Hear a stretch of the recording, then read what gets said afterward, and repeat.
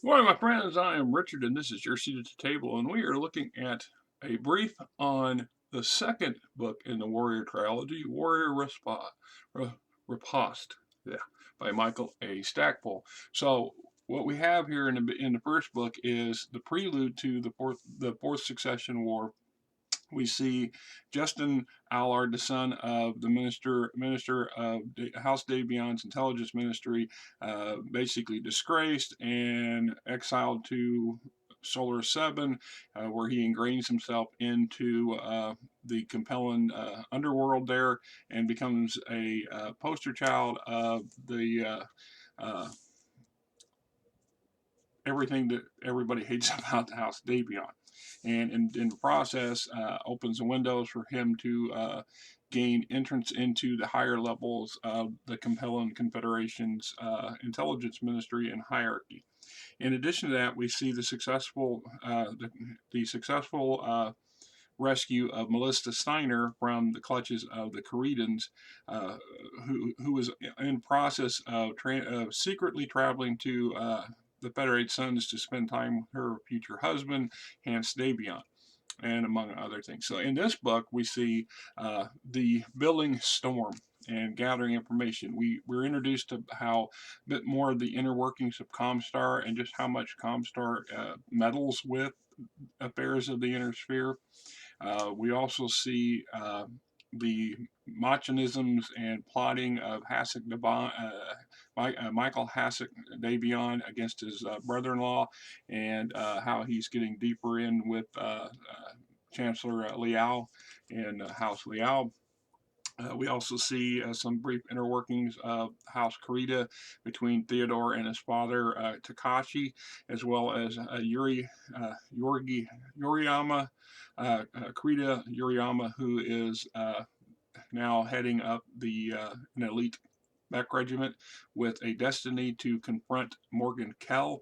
Uh, Patrick Kell has perished. That would be Morgan Kell's brother, the two founding members of the Kell Hounds.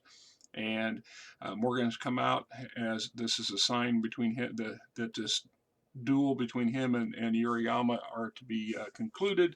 He's reconstituting the entire regiment of the Calhounds. We also see these invitations begin to go out to the greater leadership of the Inner Sphere to join Hans Davion and Katrina and Melissa Steiner on Earth to celebrate the betrothal of Hans Davion and Melissa Steiner, which would become the beginning of the formation of what would become the Federated Commonwealth, the largest particular military and political entity per se in the Inner Sphere in history since the Star League. And of course, this is going to be held on Terra. So all kinds of plots and schemes begin to come to fruition. More plots and schemes are in the works. There's a lot of people who do not like this, do not support this idea. There's a lot of people who have doubts into whether it's functionable, etc., etc. So everybody begins their journeys towards Terra to meet up on Terra. Once we get to Earth, we see some breakdowns of different elements. Some secrets of Comstar are revealed or discovered to the inner workings of several House intelligence ministries and third parties, including that Comstar maintains a massive arsenal of battle mechs and machinery on Terra and in other locations, specifically on Terra itself. We also see the a challenge as Jamie Wolf arrives at the wedding and throws down some swords in front of Takayashi Kurita in full view of all the other House Lords and outright calls him a coward and duplicitous and a number of other things that don't sit well with the Kuritans, and basically calls him out. And this begins this personal feud of Takayashi Kurita and the Wolf Dragoons, which will consume a large percentage of the coordinator's attention during a crucial part of this massive ongoing onslaught against both his realm and House Liao in the coming months. So we also see the issues where we get some kind of views on the current state of affairs in the Free Worlds League as well.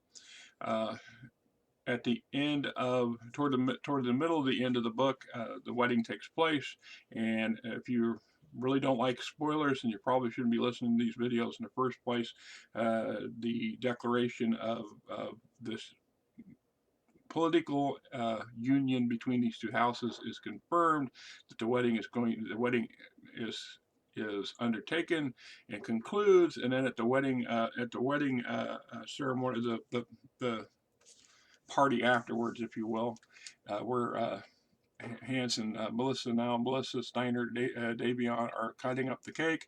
Hans, Melissa gifts her new husband with with all the machinery needed to form a new regiment and the means to support it forever. And her husband, in turn, gifts her the entire Confederation, which within that particular time window, the invasion of the Capella Confederation has begun. So has the invasion of House Karita, or the Draconis Combine, from the other direction. In part, in a nutshell, the goal here of Hans Davion and his command staff is to basically cut the head off, or at least gut the body of the compelling Confederation, to remove enough of its resources, destroy enough of its military units, to conquer enough of its worlds to do a number of things. One is to widen the corridor that connects House Steiner and House Davion together, giving them a better, robust ability to function as a larger unit, to basically remove as many of the line combat units that Confederation has as possible, decimate them as much as they can, and to weaken their ability and to inflict future problems on this nascent new house, and to get some payback for a lot of different things that Maximilian Leo is guilty of doing, including at the very back of the story. It's the fact that he tried to supplement Hans Davion with a doppelganger way back in the book Sword and Dagger. So there's a lot of stuff going on here. On the Korean front, House Steiner and the Commonwealth military are hammering into the Draconis Combine along a wide front, in part to prevent or delay any kind of response or support the Cretans might send to House Liao in their time of need. B, to draw the attention of House Karita and gain territory, resources, and more important, to try to weaken the Draconis Combine as much as they can. It's not the primary goal of this Federated Commonwealth's Fourth Succession War strategy to conquer both these houses. In reality, what they're doing is they're pulling away House Karita's attention and resources away from a counterattack into the Federated Suns, which, in order for Hans Davion to have made this such a massive invasion of the Capella Confederation, he was forced to strip majority of his transport abilities and line units away from his periphery and Karita borders. This weakens the defenses considerably along those areas of the Federated Suns and makes them vulnerable to counterstrikes or deep raids from the House Karita and or etc. So it's in addition to all this, it's just fortuitous.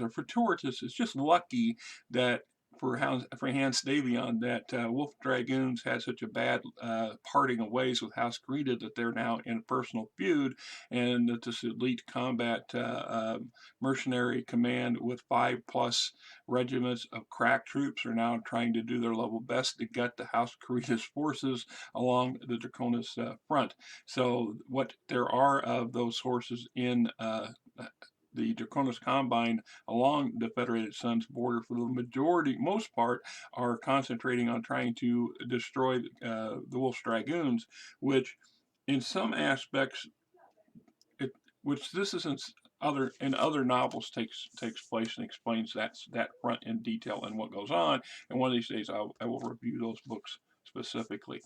The I the Wolf's Dragoons are potent and strong, and at this point, nobody knows there's a connection to the clans. Okay, this is circa 32, something like this.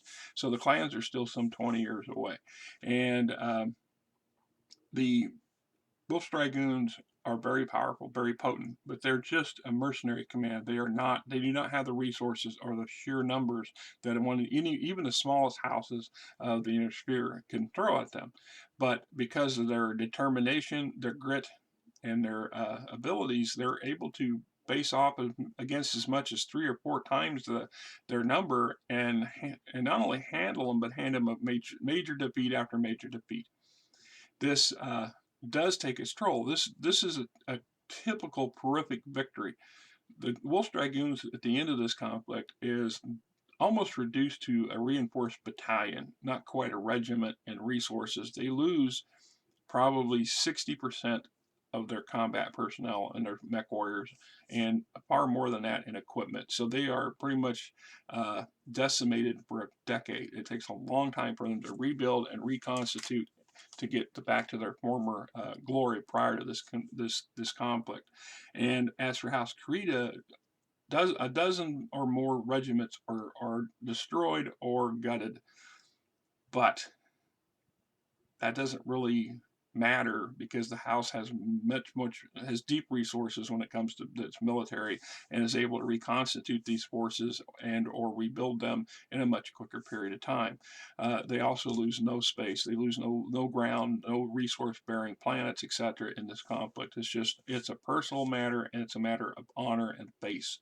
And House Karita gets a big black eye for that on several levels, at the cost of the majority of the Wolf Dragoons. But this is how come there's no major counterstrike against the Federated Suns at this most crucial, vulnerable moment in this particular stretch of the Intersphere history.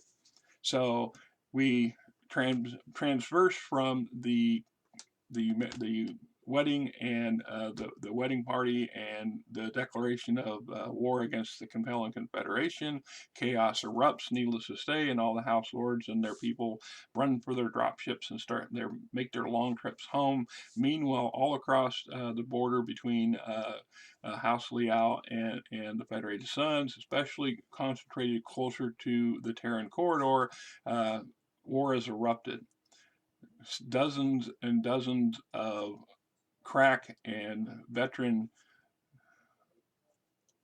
Federated Suns troops are landing in House Liao space and engaging in conflict. And the latter part of the book covers a lot of this and starts to set it up for the conclusion book and book 3, of course. So this is Warrior Riposte and a brief interlude to it, a brief introduction to it.